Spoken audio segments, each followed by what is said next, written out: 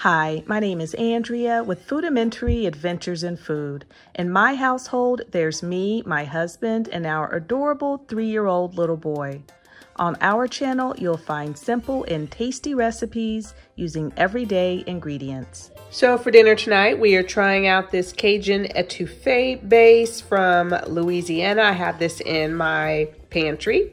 And so I followed the instructions to a T. They were really simple and straightforward. Simply melting some butter and then adding in the contents of this package along with either shrimp or crawfish and water, and then simmering it. And it has a nice thick gravy to it. So I am serving it over some rice and we had some leftover broccoli, and then I threw some garlic bread in the air fryer. And it does have a good flavor, the etouffee. It's not really salty. It's not too spicy, but it does have a good flavor. I'm sure it's not as good as what you get in a restaurant or homemade, but it's pretty tasty. So this is what we are having for dinner tonight, and we will see y'all next time. So I'm trying out a new recipe for dinner tonight. Howard is going to be grilling some wings on the grill, and I am making this recipe. It's like a broccoli, rice, and cheese casserole. Originally, it was made for the crock pot. It's a gooseberry patch recipe, but I'm gonna make mine in the oven, and I'm gonna be cutting the recipe in half. Of course, I'll leave the original recipe in the description box, but I'm gonna be using half of this 1 pound of Velveeta, a can of cream of chicken, 2 packages of the Knorr. Now it calls for like the box of rice, which is larger, but this is only about 1 ounce less than what they're calling for. So I'm using 2 packages of the Knorr instead of the box of broccoli, rice, and cheese casserole. And then I'm using some frozen chopped broccoli. So I prepared the rice according to package directions. Now I'm stirring in adding in, I should say, some chopped broccoli. That chopped broccoli, all I did was pop it in the microwave, warmed it up for a little bit, and then just poured that water off. That is Harrison. And now I'm adding in the cream of chicken soup and the Velveeta cheese. I just melted it in the microwave to make it easier to stir together. The crock pot directions said just to add the chunks of Velveeta in, but I didn't want to do that if I was just baking it in the oven. So I'm just adding that in, and I'm gonna give it a good stir. And then I'm going to put it all into an 11x7 pan, and I'm gonna bake this for probably, I guess, maybe about 45 minutes.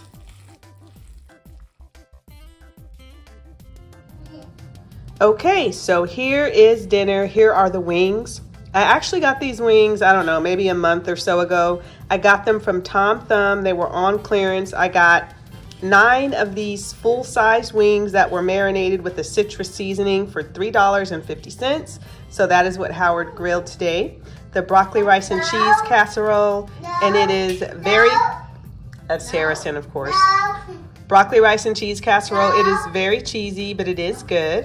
And then I made these greens, which are the shaved Brussels sprouts and this cruciferous crunch that I picked up from Trader Joe's. I just sauteed it in bacon fat and grapeseed oil and a little bit of seasoned salt.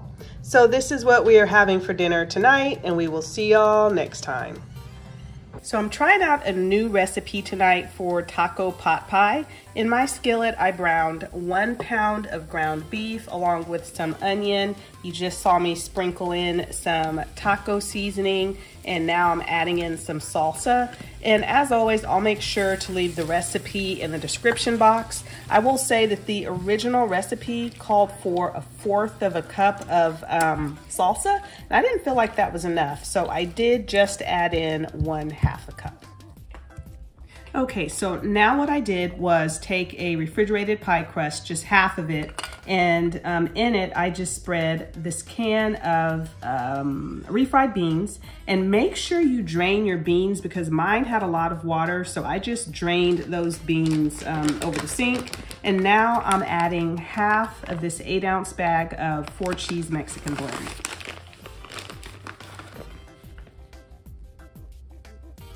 Next, I'm going to add my meat mixture. Next, I'm gonna add in a can of chopped green chilies. I also drain these as well. The directions don't call for you to do that, but again, these had a lot of water in them. And next, I'm gonna add the rest of that cheese mixture. And now I'm going to top it with that remaining pie crust. Okay, so I cut some holes on the top of the crust so that it can breathe. And now I'm gonna pop it in the oven at 350 degrees until that crust is golden brown. The directions say to cook this at 425 for 30 minutes, but that just seems too hot and too fast, like the bottom crust wouldn't get done. So I'm just gonna bake this like I bake my other pot pies. And this will probably be in the oven for about 40-45 minutes. Okay, so here is the taco pot pie. I ended up baking this for exactly 1 hour, and it is very tasty. And if you wanted to garnish it with a little bit of sour cream or salsa, that would be delicious too. Here it is in the pie pan. And I did let this cool for 7 minutes. I don't remember if I said that or not. And on the side, I am serving this Baja roasted corn blend that I picked up from Winco, which is a grocery store in this area. It has roasted corn, black beans, roasted onions, green chilies, red and green peppers. So this is what we're having for dinner tonight, and we will see y'all next time. Hey guys, so for dinner tonight, we are having breakfast for dinner. It's just one of those days. So I'm gonna be scrambling some eggs. I had this fully cooked bacon in my freezer. And then I have this French toast. For those of you that have been with us for a while, y'all know I used to make this all the time. And I recently bought some. So I don't follow the package instructions when I make this French toast. So I'm gonna show you how I make it. Okay, so I have my skillet on medium heat. I have about 2 tablespoons of butter in the pan. I just added in the French toast straight from the freezer, and then I'll flip it over halfway through, but it tastes so much better this way rather than to throw it in the microwave or the toaster because it tastes homemade with that melted butter cooked right in. And so I love doing it this way. Give it a try if you haven't already. Okay, so here is dinner all plated up. I just made some regular old scrambled eggs, didn't add cheese to them or anything, but I did add salt, of course, and the bacon and the French toast. I'm telling you, this is the quickest and easiest way to make French toast.